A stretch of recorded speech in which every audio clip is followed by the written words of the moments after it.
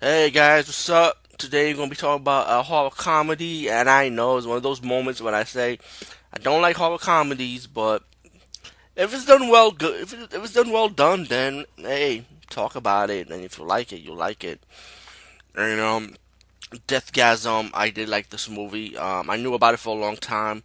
To me, I wasn't interested at first. I wasn't interested to say right off the back because at the time I already saw a TV series called Todd and the Book of Evil, which is a Canadian TV series, and it only lasted 2 seasons. But what this TV series is, it kind of combines the horror and the comedy into the TV show with heavy metal themes to it, and I really love that series, man. I wish I'd gone for a third season. It really deserves it, you know. It was like Buffy the Vampire Slayer on acid. That's what I would describe it as. But besides that, Deathgasm kind of like reminds me of that with the trailers.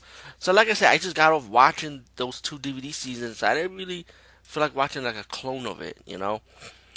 Well, I see from the trailers.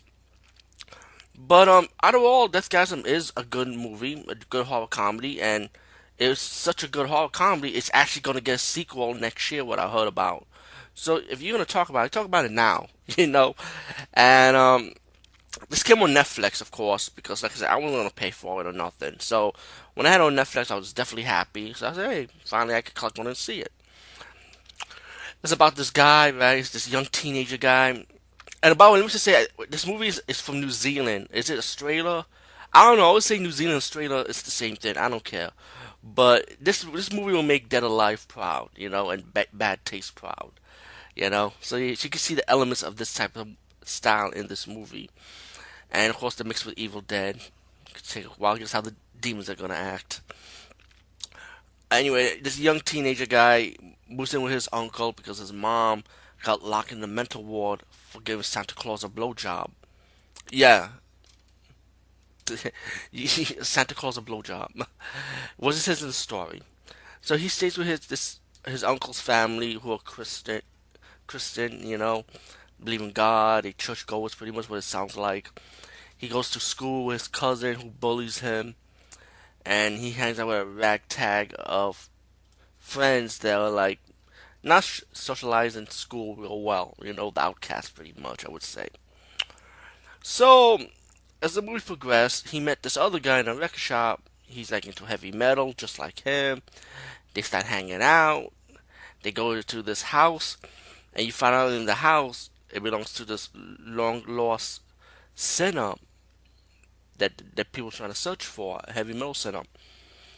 So, so this him and this heavy metal sinner end up stealing a record from the guy, and suddenly so the heavy metal sinner got mad, say, "Oh, you trying to steal my record? How you found me?" And then as the movie progressed, you find out the sinner's gonna get assassinated by this guy. So the ex heavy metal sinner gave the record to these two kids. They go take it with you, you know, pretty much protect it. So the heavy metal sinner died, the long lost heavy metal sinner. And later on, as the movie progressed, these guys form a band and decide to play something from what's inside the record, this musical note. When they play the musical note, you kind of like raise demons, pretty much. At first, it did not work because the guy kind of lost focus on the chord, and then and there's other parts of this movie too, you know. But I'm gonna get to the point. Fast forward, once they play the song again, they hit the chord, and then people around the nape town end up being possessed by these demons, and it's like acting like the Evil Dead demons. Meanwhile, the guy that assassinated Heavy Metal Center, I forgot to mention this part, he ended up dying because the leader wanted him dead. And later on, him and this evil warlord rich guy with his posse kind of like comes to the town and talks to one of the undead demons and destroying the town.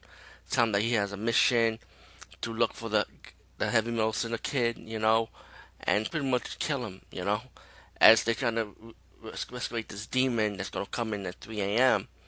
Well, the guy wanted too much power. He wanted like demands, so he ended up being killed by his own posse, and the woman decided to take over the posse to help the mission for these demons.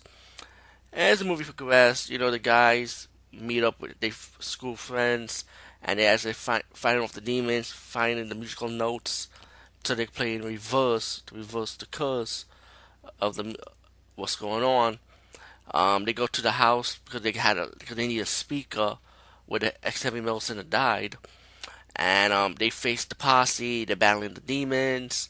One of the demons possess the friends, become the main demon, and you got your fight scenes, and you get your cute little ending, and when the credits roll up, you get your funny ending too. Also, Deathgasm, I say definitely check it out.